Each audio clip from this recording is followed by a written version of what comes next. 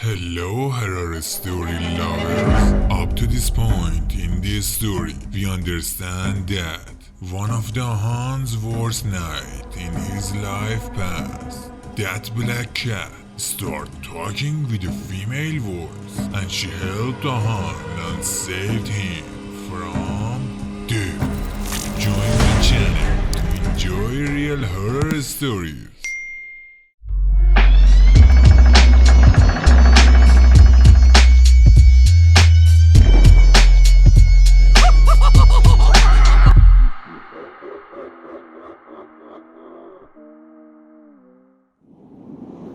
It was a long time since nothing happened and everything was calm. It was winter and it had snowed. I don't remember exactly what day it was, but I know it was a holiday. I woke up very late that day. It was almost noon. I went out to shop for lunch. There was a small bakery where I always bought bread. The owner of that bakery was named Rama, and he was a very kind person. But all his children were crippled. I went forward to prepare bread, and when he saw me, he said, "It's been a long time since I want to tell you something. Come inside." I was surprised, but I acted normal and went into the bakery. He told me that the workshop where you work has already been my home. I was surprised. I said, "Really? How interesting. I didn't know." He said, "Yes. Several years ago, my wife and I lived in that workshop, and two of my children were born there. But scary things were happening to us. So I had to sell the house and live there." I asked what happened. He said that the house was inherited from his uncle.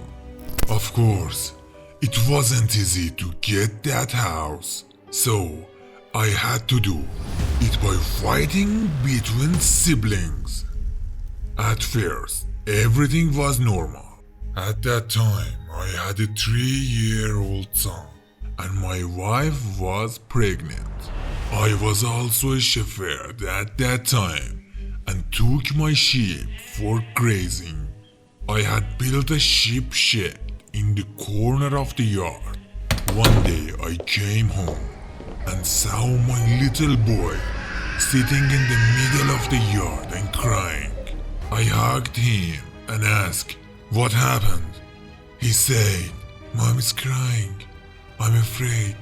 I immediately went inside the house and saw my wife lying on the floor with torn clothes and disheveled hair. She was shaking with fear. I immediately picked her up and gave her water. She was just crying. She asked me not to stay here and go to another house. I asked what happened. "You are scaring me." She said that I had gone into the yard to get water from the well. I saw two women standing in front of the stable with their backs to me. I went forward and said, "Hello." There were old women with scary faces, and they told me that if you didn't say hello, you would be dead by now. Then they laughed loudly and turned into a smoke. I was very scared and quickly picked up the child to leave the house. But they appeared again in the yard and started beating me. And they said that they are here because of the baby in my belly, and I'm not allowed to leave. Otherwise, they will kill me. My wife is not a visionary. She was really scared, and I believed her. I was very scared too, and we had no choice but to wait for the birth of the child. A few weeks later, my daughter was born, and the midwife who came was an old woman. She told us, take a sheep's liver and divide it into 40 pieces and attach it to a thread. Then hang it above the door of the room. You should not take the child out of this room for 40 days. Even you should bathe her here, and the child should never be alone in the room, even for a few moments. She did not say the reason, but there was no need to say it, because we knew what she was talking about, and we did everything she said. I was always at home. I had entrusted sheep to one of the villagers. We thought we would be able to leave this house with my daughters born, but we have to live here for 40 days and take care of our daughter. The environment inside the house was very scary.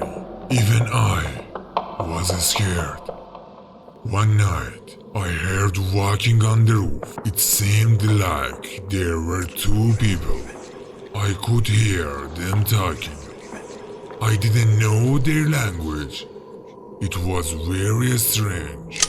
I took the gun and went into the yard and shot. Who is there? I saw some shadows on the roof and shot them. I quickly went to the roof from the ladder to see who it was. There was no one up there. When suddenly, my wife screamed. I quickly went down. There was no one there, but there were teeth and bite marks on my wife's arm and body. That night, I was just praying for my family. In the morning, I went into the village and brought home a seer. He was the best seer in the village, and everyone accepted him. He was alone in the room for a half an hour and came out with a pale face and said, "Get out of here. Within today, your children will be crippled. But if you stay here, only your family will die." This is how I sold that house and left there. It was abandoned there for a few years until your uncle bought it. Then he told me not to stay there for at night. I believed him because I had seen the bullet marks on the workshop's wall before. I was thinking to myself that he said again, "There is not a good place to live. Have mercy on your youth." I just realized that my problems are not only because of the book, and the main problem is that place, but I didn't know what to do. I appreciate and took the bread and walked towards the workshop. Someone called me on the way. She was a woman with dirty clothes and told me, "Help me. I need money to buy food for my child." I really wanted to help her, but I had spent all my money. I told her, "Come with me to give you money." When we arrived at the workshop, she stood in the yard waiting for me. I went inside and took money. When I came back, she had passed out on the floor. I poured water on her face, and she woke up and said that she has not eaten for several days and is hungry. I took her inside the room. There were 5 eggs in the refrigerator. When she saw the eggs, she took them raw from my hand and ate them with the skin. Can you believe that? She ate the raw eggs with the skin on. I was shocked and said to myself that she must not have eaten for a long time and didn't say anything. I was making tea when she said, "Do you know me?" I said no. "Do you remember that night you came and held two men and a pregnant woman? I am that woman inside the car." And she said with a laugh, "I know that you know everything." I quickly looked at her legs. Yes, she has exactly the same legs as those men. I immediately ran out of the workshop and waited for her to come and go out. I waited a long time, but she did not come out.